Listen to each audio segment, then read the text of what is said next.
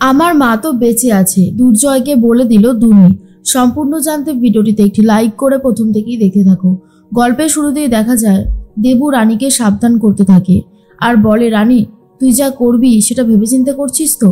তখন রানী বলে, হ্যাঁ রে দেবু, আমি ভেবেচিন্তেই করছি। ওসব নিয়ে তুই ভাবিস না, ওই সব দিকটা আমি সামলে নেব।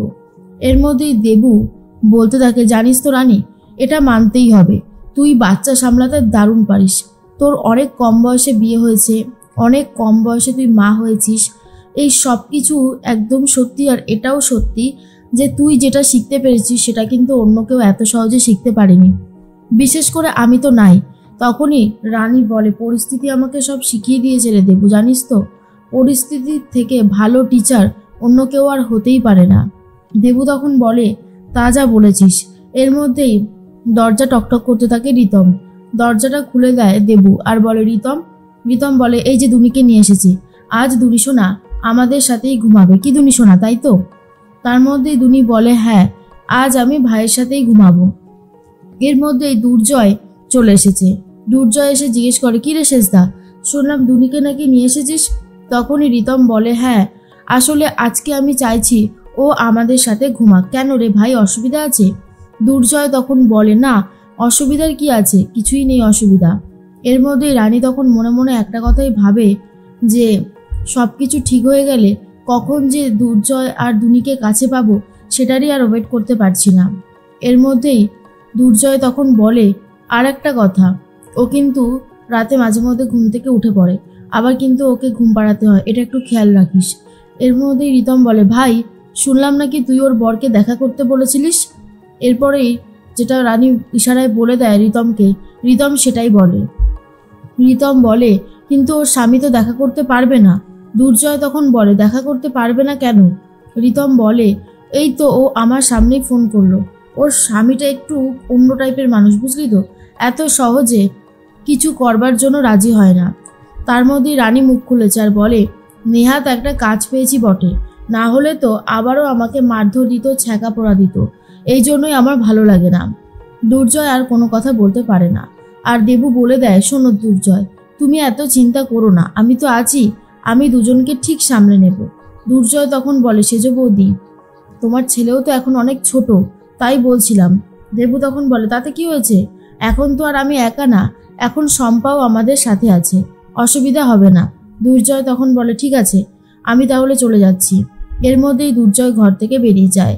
তখনই রিতম বলে, বাপ রে বাপ, ভাই একটার পর একটা প্রশ্ন জিজ্ঞেস করেই চলেছে।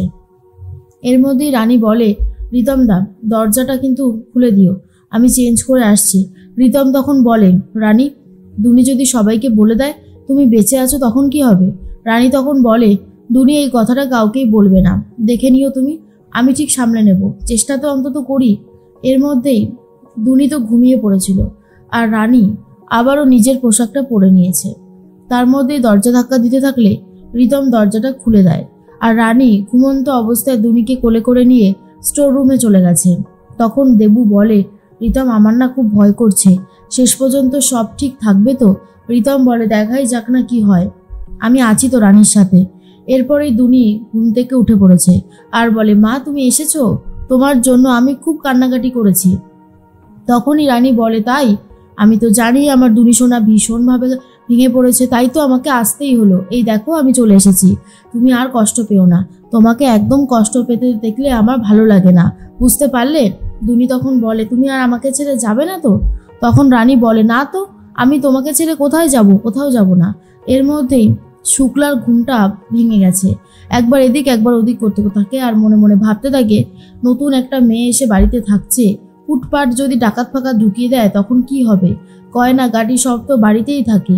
কি যে চিন্তার মধ্যে পড়লাম না, সে আর বলার কথা না। রিতমকে বললেও রিতম ব্যাপারটাকে পাত্তা দিচ্ছে না, কিন্তু এই ব্যাপারটা নিয়ে আমি যথেষ্ট চিন্তিত।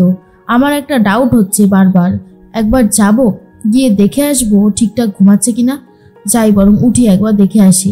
এর মধ্যে রানী দুনিকে বলে, দুনি সোনা, তোমাকে একটা কথা বলবো, রাখবে? আমি যে তোমার সাথে দেখা করতে এসেছি, তুমি কিন্তু এই বিষয়টা কাউকে বলবে না, কেমন? দুনি তখন বলে, ঠিক আছে, বলবো না। রানী বলে, এই তো আমার সোনা মেয়ে, আমার লক্ষ্মী মেয়ে, জানো তো আমার তোমাকে গল্প বলার জন্য খুব ইচ্ছে করছিল, তাই তো আমি চলে এসেছি তোমাকে গল্প বলতে। এর মধ্যেই শুক্লা ঘরে গিয়ে দেখে যে নেই শম্পা ঘরে, আর বলে ব্যাস বলেছিলাম না, এই মেয়েটাকে দেখেই আমার কেমন যেন সন্দেহ হচ্ছিল। হলো তো, আমি খুব হাড়ে হাড়ে বুঝতে পারছি এই মেয়েটা ভালো না। এবার কি ডাকাত ফাকাত ঢুকাবে নাকি? হে ভগবান, কি করব আমি এখন? তার মধ্যেই রিতম আর দেবু কথা বলতে থাকে। রিতম তখন বলে, দেবু এত টেনশন করো না, ঘুমিয়ে পড়ো। দেবু তখন বলে, কি বলছো রিতম, টেনশন করব না? টেনশন হচ্ছে না সেটা হয় কখনো? যথেষ্ট টেনশন হচ্ছে, আমার মনের মধ্যে কি যে ঝড় উঠেছে তোমায় কি করে বলবো। এর মধ্যেই চলে এসেছে শুক্লা, এসে দরজা ধাক্কা দিতে থাকে। আর তখন দেবু বলে, হয়ে গেল, এবার সব জানাজানি হয়ে যাবে। দরজা খুলে দিতেই শুক্লা এসে বলে, জয় এদিকে জয়ের ঘরেও গেলাম আর এদিকে রিতম তোর ঘরেও এলাম, তাড়াতাড়ি চল, শিগগিরই চল। আরে ওই মেয়েটা নেই ঘরে, আরে তাড়াতাড়ি চল, ও যদি আবারও ঘরের মধ্যে ডাকাত ফাকাত চোর ঢুকিয়ে দেয় তখন কি হবে? এরপরে রিতম বলে, ওফ কাকিমণি, তুমি শুধু শুধু চিন্তা করছো, শম্পা ঘরে নেই। শুক্লা এই কথাটা বারবার বলতে থাকে। তখন রিতম মনে মনে ভাবে, আরে শম্পা ঘরে থাকবে কি করে, সে তো এখন তার মেয়ের সাথেই ব্যস্ত রয়েছে। তখন শুক্লা বলে, দেখেছো সবাই দাঁড়িয়ে পড়েছে, আরে চল। এর মধ্যেই দেবু বলে, চলো আমি দেখছি তোমার সাথে। আর অন্যদিকে দেখা যায় যে ঘরে গিয়ে স্টোররুমে গিয়ে দেখে যে দুনি খেলাধুলা করছে। দুনির আওয়াজ পেয়ে শুক্লারা চলে এসেছে স্টোররুমে। দুনিকে একা দেখে তো ভয় পেয়ে গেছে শুক্লা, আর রানী তাড়াতাড়ি করে সাহায্যে সরে পড়েছে। দুনিকে দেখার পর তখনই শুক্লা বলে, দুনি এখানে কি করে এলো, আর ও এরকম করছে কেন? নিখাত, ওতে একদম ভূতে ধরেছে, এছাড়া আর কিছু হতেই পারে না। এর মধ্যেই দুর্জয় এসে গেছে আর বলে, কি হয়েছে এসেস দা, ও এখানে এলো কি করে? ওর তো তোর ঘরে থাকার কথা ছিল। তখনই শুক্লা বলে, এই দুনির তোর ঘরে থাকার কথা ছিল, তুই তো আমাকে বলিসনি। রিতম তখন বলে, হ্যাঁ কাকিমণি, কিন্তু ঘুমের ঘরে না, ও মনে হয় হাঁটতে হাঁটতে এখানে চলে এসেছে, বুঝেছিস? এই ভাই, ওর যে এভাবে ঘুমের মধ্যে হাঁটার স্বভাব আছে বলিসনি তো। দুর্জয় বলে, চুপ কর, ওর হাঁটার স্বভাব থাকলে আমি জানবো না, সেটা হতে পারে? এরপর বিনায়ক, পিঙ্কি বৌদি সবাই চলে এসেছে। এসে দুনিকে জিজ্ঞেস করে, দুনি তুমি এখানে এলে কি করে? দুনি তখন বলে, আমাকে তো মা এনেছে। আর এটা শোনার পরেই চমকে গেছে সবাই। আর শুক্লা তখন বলে, এটা কি করে সম্ভব? একজন মরা মানুষ কি করে জীবিত হয়ে ফিরে আসতে পারে? এরপরে দুনিকে জিজ্ঞেস করায়, ঠিক করে বলো না দুনি, তোমাকে এখানে কে এনেছে? দুনি বারবারই রানীর কথাই বলতে থাকে। আর তখনই বলে, আমাকে আমার মা এনেছে, আমার মা তো গল্পও করছিল, আমার মা তো বেঁচে আছে। আর এসব শোনার পর শুক্লা বুঝতে পারে নিঘাত দুনিকে ভূতে ধরেছে। তার মধ্যেই বলে, ওঝা ডাকা ছাড়া তার কোনো উপায় নেই। রানী তখন মনে মনে ভাবে, হেই রে, মা যে কি করতে চাইছে কে জানে। দুনিকে কোলে তুলে নেয় দুর্জয়। আর তখন পিঙ্কি বৌদি বলে, দুনি আমার দিকে তাকাও তো, বলো তো তোমাকে সত্যি সত্যি এখানে কে এনেছে? দুনি তখনও রানীর নামই বলছে। আর তখন শুক্লা বলে, আমি একটা কথা বুঝতে পারছি না, সেই মেয়েটা শম্পা কোথায় গেল? তখন রিতম বলে, সেটাই তো আমিও খুঁজছি। এর মধ্যেই রানী সাইডে, দরজার একদম সাইডে লুকিয়ে আছে, দেখে নিয়েছিল দুনি। রানী ইশারাতেই বুঝিয়ে দেয়, একদম কাউকে বলবে না যে আমি এখানে রয়েছি।